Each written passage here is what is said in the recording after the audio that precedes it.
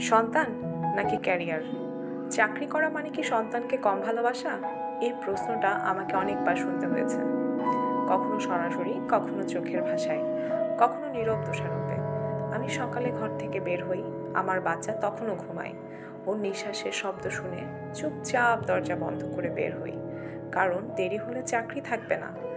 আর চাকরি না থাকলে সংসারও চলবে না।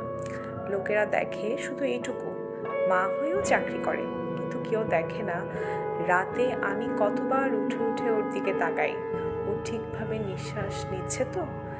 কেউ জানে না অফিসের মাঝখানে ফোন খুলে ওর ছবি দেখে চোখ ভিজে যায়। মিটিংয়ের মাঝেও মনে হয় ও এখন কি করছে, খেয়েছে তো। চাকরি করা মা মানে কম ভালোবাসা নয়, চাকরি করা মা মানে দুগুণ দায়িত্ব, দ্বিগুণ ক্লান্তি। আমি কাজ করি কারণ আমি চাই আমার সন্তান ভবিষ্যতে কারো কাছে হাত না পাতুক। আমি কাজ করি কারণ আমি চাই ও শিখুক। মা মানে শক্তি। আমি ওকে কোলে নিতে পারি না সারাদিন, কিন্তু আমি ওর ভবিষ্যৎটা আগলে রাখার চেষ্টা করি প্রতিদিন। হ্যাঁ, কখনো অসুস্থ হলে অফিসে মন বসে না, কখনো অফিসের কাজ পারলে নিজেকেই সবচেয়ে বেশি দোষ দিই।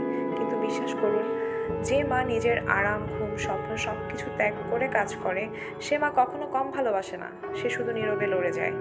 তাই আজ যদি কেউ আবার প্রশ্ন করে চাকরি করা মানে কি সন্তানকে কম ভালোবাসা, আমি বলবো না। চাকরি করা মানে সন্তানের জন্য আরও বেশি লড়াই করে যাওয়া। সকল মায়েরা ভালো থাকুক, তাদের সন্তানেরা বেড়ে উঠুক সুন্দর পরিবেশে, সুন্দর মানুষ হয়ে।